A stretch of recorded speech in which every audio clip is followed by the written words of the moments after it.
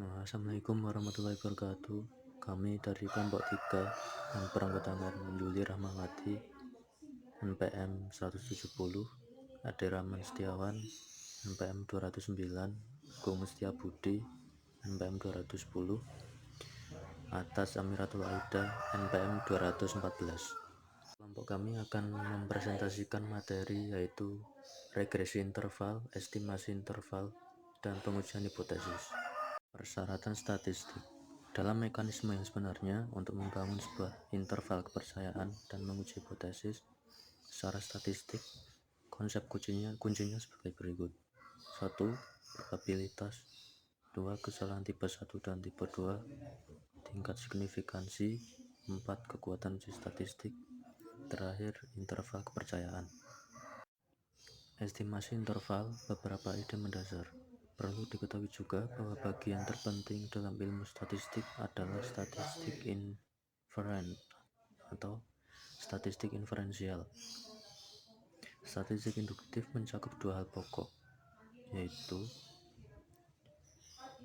teori estimasi dan pengujian hipotesis. Interval kepercayaan 1 dikurangi alfa dikenal sebagai koefisien kepercayaan.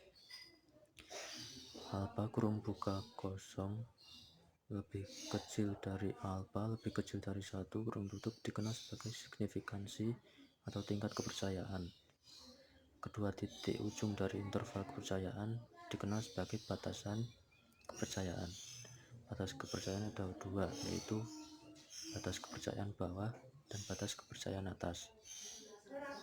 Pada praktiknya, 1 dikurangi alfa sering kali diwujudkan dalam bentuk persentase. Sebagai contoh, 100 alfa dan 100 kurung buka J dikurangi alfa kurung tutup persen. Estimator interval dibandingkan dengan estimator titik adalah sebuah interval yang membangun dalam sebuah keadaan dengan probabilitas tertentu. 1 dikurangi alfa. Aspek-aspek estimasi interval. 1. Mengatakan probabilitas dari beta 2 yang berada di antara batasan yang diberikan, yaitu 1 dikurangi alfa. 2. Jika ada interval, itu merupakan interval acak, yaitu akan bervariasi nilainya dari satu sampel terhadap sampel lainnya. 3.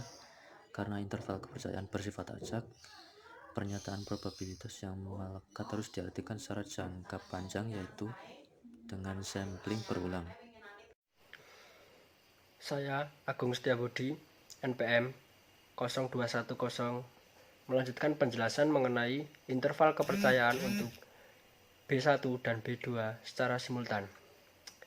Ada seketika seorang memerlukan untuk membuat interval kepercayaan bersama untuk beta 1 dan B2 atau beta 2 adalah sebuah koefisien kepercayaan atau 1 sampai 0. Di sini katakanlah 95% bahwa interval mengandung B1 dan B2 secara simultan.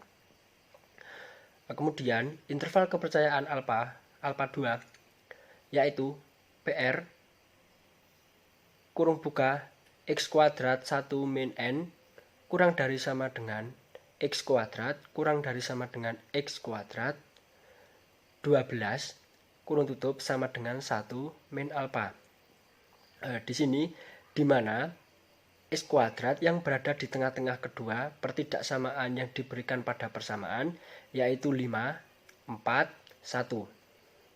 Dan di mana X kuadrat 1 min U atau 2 adalah 2 nilai dari X kuadrat atau nilai kritis X kuadrat yang didapatkan dari tabel CH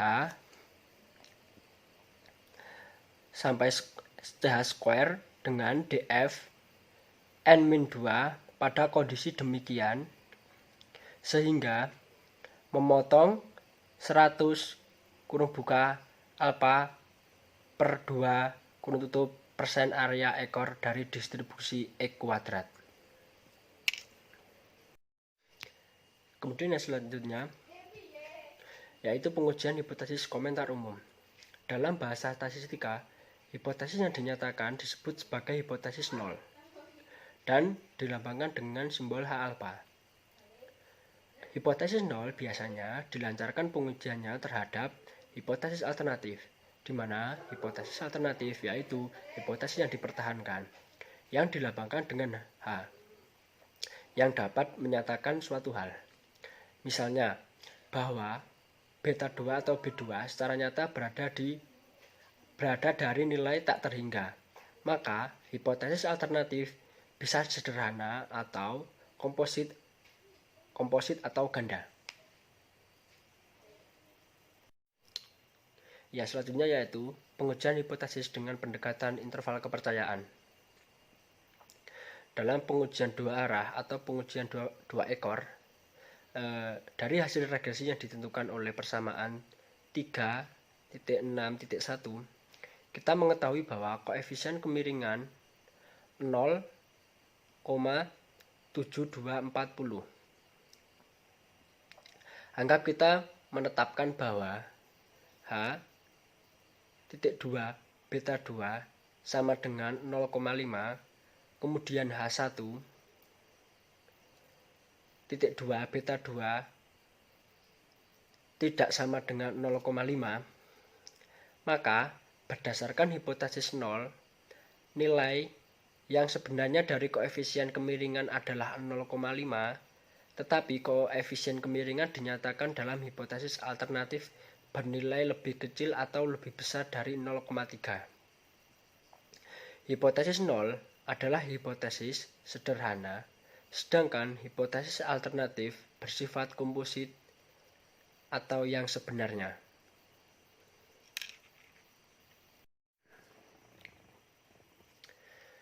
Kemudian yang selanjutnya, pengujian hipotesis dengan pendekatan uji signifikansi. Di sini menguji signifikansi dan koefisien regresi yang sering disebut dengan uji T. Dalam sebuah pendekatan alternatif, namun juga sebagai pelengkap untuk metode interval kepercayaan dari penguji hipotesis statistik merupakan pendekatan penguji signifikansi yang dibangun secara masing-masing. Menurut R.A., Fisher, Neyman, dan Pearson. Kemudian, ide kunci di balik pengujian signifikansi ini adalah bahwa sebuah uji statistik atau estimator dan distribusi sampling dari statistik tersebut dinyatakan oleh hipotesis 0. Keputusan untuk menerima atau menolak H0 dibuat berdasarkan nilai dari uji statistik yang didapatkan dari data yang telah kita miliki. Uji signifikansi merupakan sebuah prosedur di mana hasil sampel digunakan untuk membuktikan kebenaran atau kesalahan dari hipotesis 0.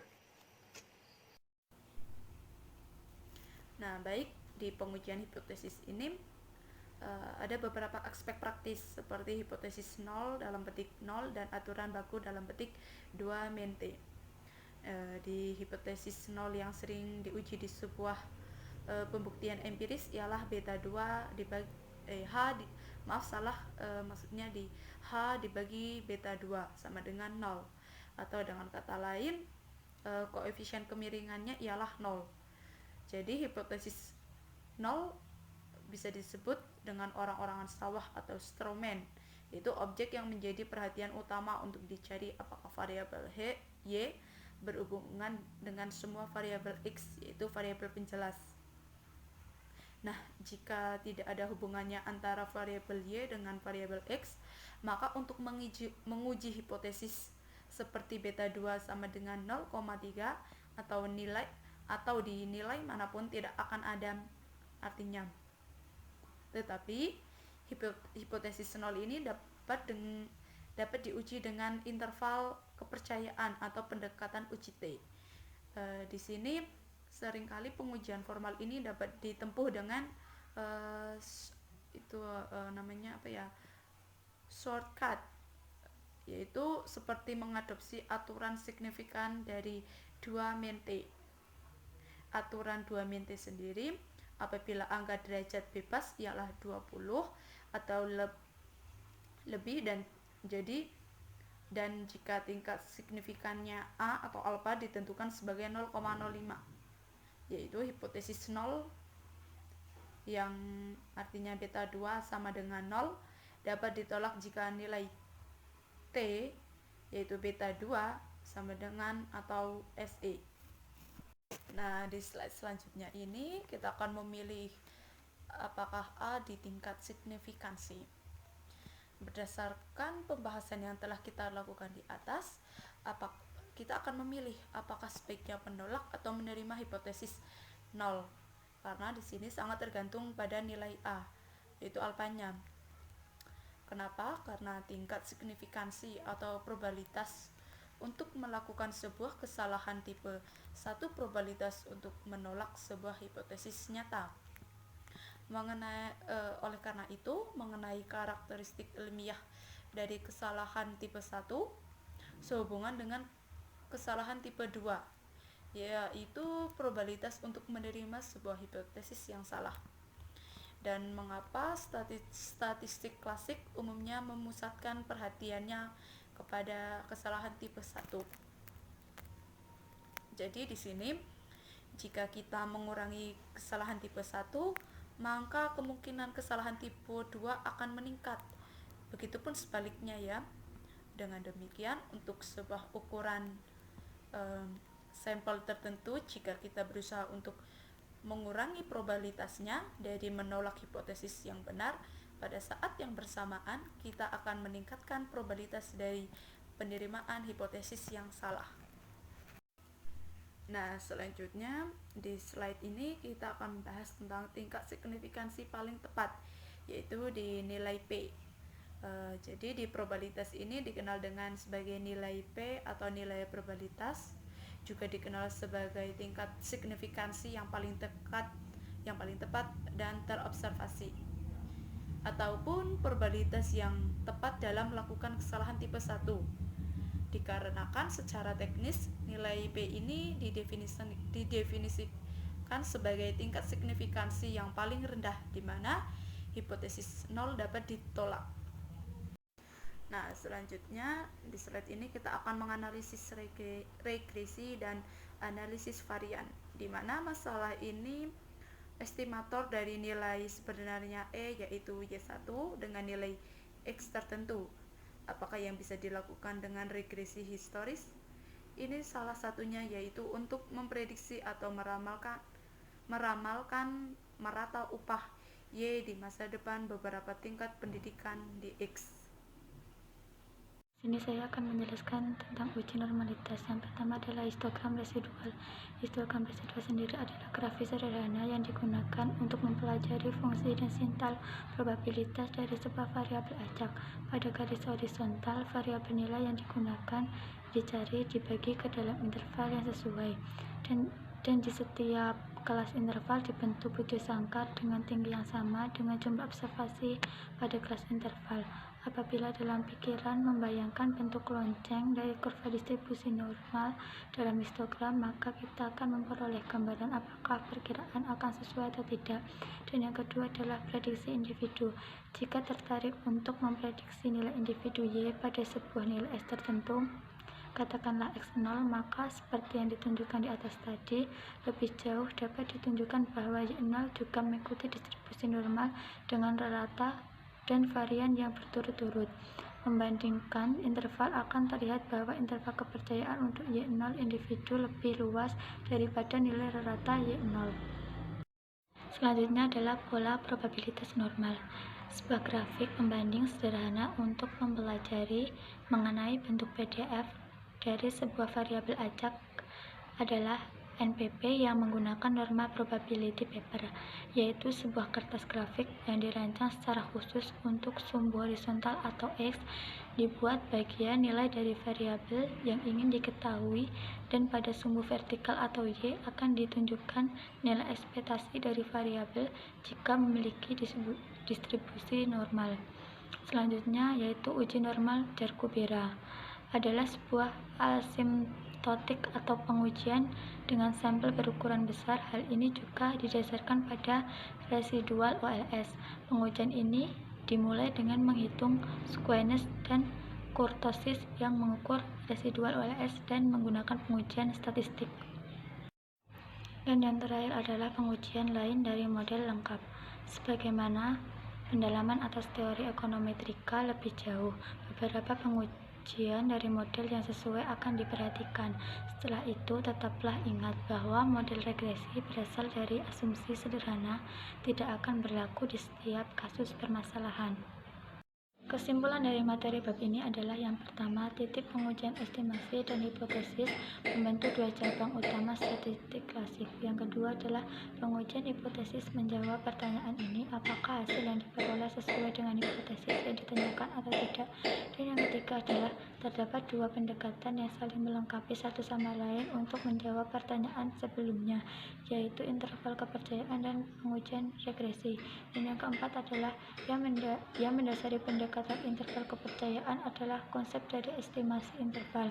Sebuah estimasi interval adalah interval yang dibentuk dengan memiliki probabilitas yang telah dibentuk, termasuk mencakup batasan dari nilai parameter sebenarnya yang tidak diketahui atau sering disebut dengan interval kepercayaan.